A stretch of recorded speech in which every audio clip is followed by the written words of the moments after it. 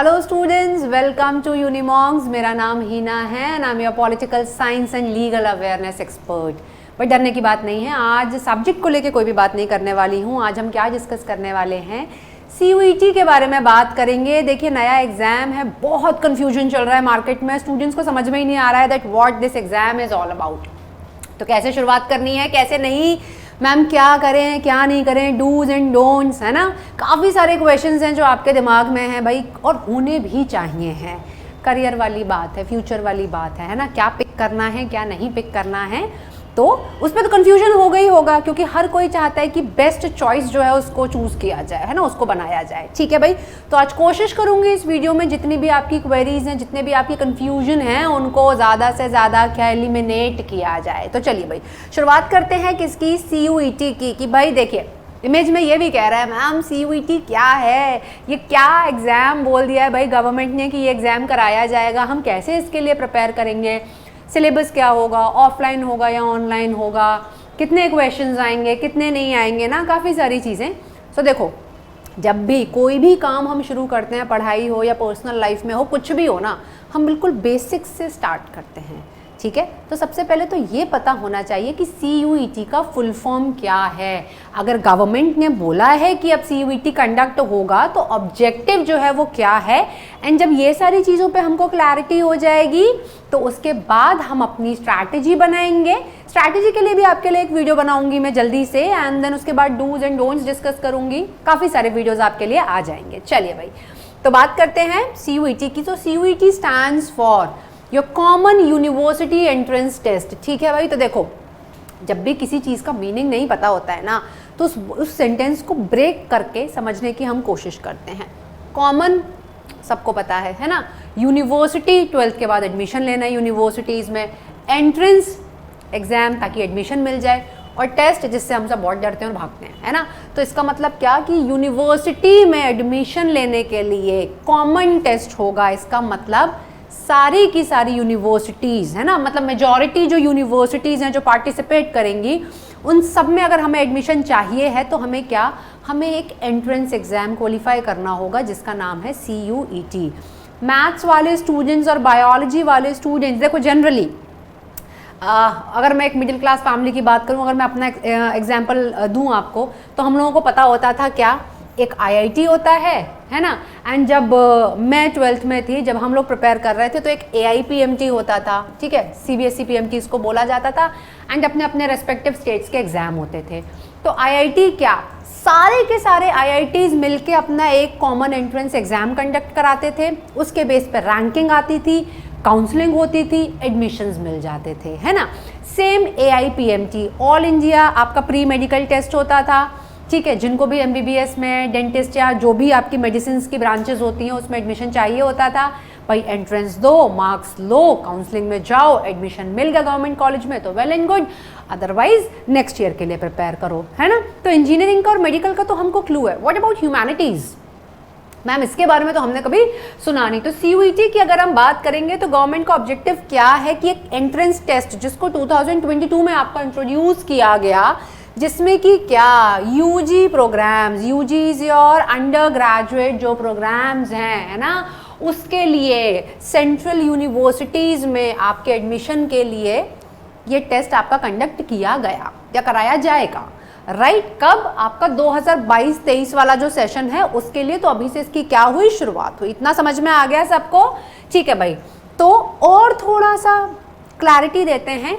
एक single exam होगा, ठीक है, जो कि क्या, कैंडिडेट्स क्या करेंगे भाई, उस एग्ज़ाम को क्वालिफाई करेंगे ताकि वो जो एडमिशन प्रोसेस है उसमें पार्टिसिपेट कर पाएँ। अलग अलग सेंट्रल जो यूनिवर्सिटीज़ हैं, कौन सी, दिल्ली यूनिवर्सिटी, है ना, आपका JNU हो गया, BHU हो गया, सो काफ़ी सारी यूनिवर्सिटीज़ हैं। सबका सपना होता है कि भाई, है ना, मतलब कैसे भी करके, when I was in 12th, ठीक है, तो मुझे भी यही लगता था कि भाई कैसे भी करके इस यूनिवर्सिटी में एडमिशन मिल जाए, पर मुझे इतना एक्सपोजर नहीं था, मुझे किसी ने इतना बताया नहीं था कि किस तरीके से एडमिशन लिया जाता है, किस तरीके से एडमिशन नहीं लिया जाता। ऑल दो मेरे परसेंटेज बहुत अच्छे थे, बट तो भी मुझे ग्रेजुएशन के टाइम पे नहीं एडमिशन मिला। येस, पर पोस्ट ग्रेजुएशन में मुझे एडमिशन मिल गया, क्योंकि मुझे पता था एंट्रेंस के लिए कैसे प्रिपेयर करना और कैसे क्वालिफाई करना है। सो DU में एडमिशन हो गया था। ठीक है भाई, तो CUET आपको UG एग्जाम्स के लिए क्या देगा, एक कॉमन एंट्रेंस टेस्ट देगा जिसको क्वालिफाई करके आपको स्कोर कार्ड आएगा एंड देन जिसके बेसिस पे जो भी टॉप नॉच इंस्टीट्यूशंस हैं कंट्री के वहां आपको एडमिशन मिल जाएगा। ठीक है भाई। अब तो why NTA CUET is so crucial, है ना। NTA क्या है? आपकी नेशनल टेस्टिंग एजेंसी है। तो CUET कंडक्ट कराने की जिम्मेदारी किसको दी गई है? NTA को दी गई है ना।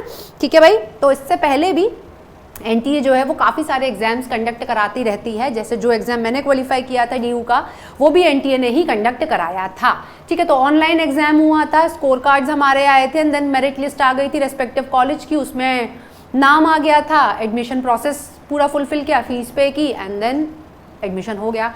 तो बस आप लोगों को भी क्यों CUET के लिए प्रिपेयर करना है, why it is so important. देखो मैंने यहाँ पे रेड मार्क लगाया हुआ है कि CUET इतना इंपॉर्टेंट क्यों है। बच्चों देखो, सबसे पहले सबसे इंपॉर्टेंट चीज जो इसके बारे में मार्केट में है कि इक्वल अपॉर्चुनिटी मिलेगी किसको? हर यूनिवर्सिटी को। CUET से पहले देखो अलग अलग यूनिवर्सिटीज का अपना अलग अलग क्राइटेरिया था एडमिशन का।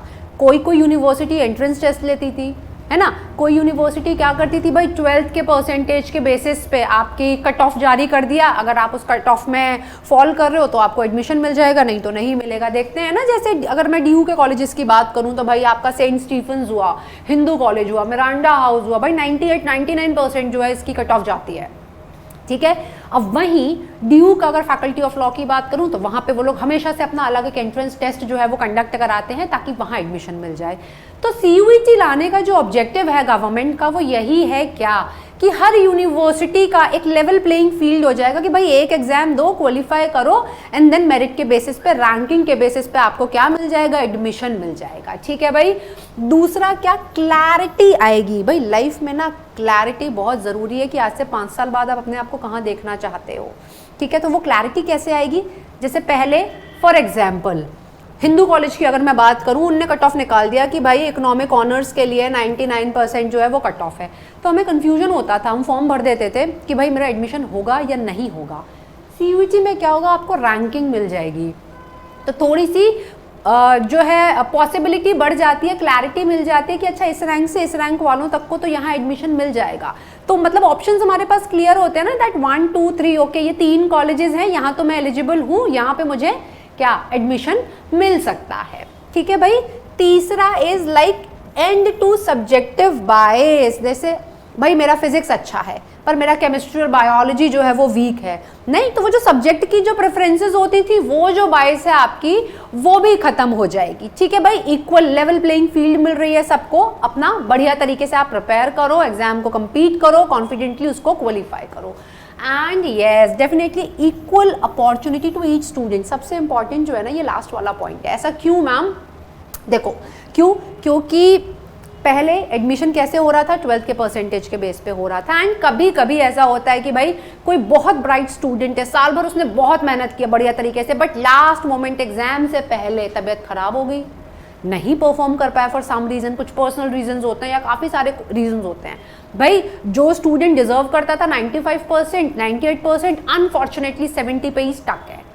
अब 70 पे स्टक हो गए तो भाई आप तो जो टॉप नॉच कॉलेजेस हैं आप तो उनकी रेस से बहुत बाहर हो, है ना, वेटिंग लिस्ट में भी नाम नहीं आने वाला है आपका।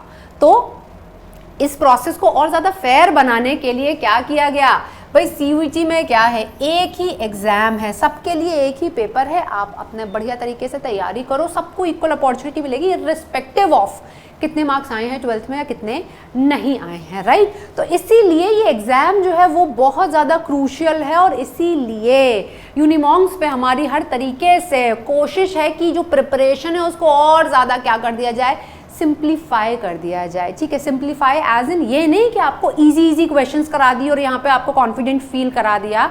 जो सिलेबस है उसके लिए जो अप्रोच, राइट अप्रोच जो चाहिए है उसको सिंप्लीफाई किया जाएगा। देखो एक टीचर का काम क्या होता है, आपको रास्ता दिखाना। आपकी जगह जाके मैं पेपर नहीं दे सकती, बट मैं आपको रास्ता दिखा सकती हूँ। क्यों? क्योंकि मैंने सेम एग्जाम क्वालिफाई किया हुआ है, सेम यूनिवर्सिटीज़ के एग्जाम को क्वालिफाई किया हुआ है। सो आई नो कि क्या डिमांड है सब्जेक्ट की, किस तरीके से क्वेश्चंस फ्रेम किए जाते हैं, क्या पढ़ना है क्या नहीं पढ़ना है ना। तो मैं रास्ता आपको दिखा सकती हूँ, बढ़िया तरीके से बच्चों चलना आप ही को होगा। ठीक है। तो यहाँ पे आप मुझ पे, हमारी टीम पे भरोसा कर सकते हो, क्योंकि जिन यूनिवर्सिटीज़ में जाने के लिए आप लोग बिल्कुल तैयार बैठे हो कि बस यही एडमिशन चाहिए है, हम लोग उन्हीं यूनिवर्सिटीज़ से निकल कर आ रहे हैं, है ना।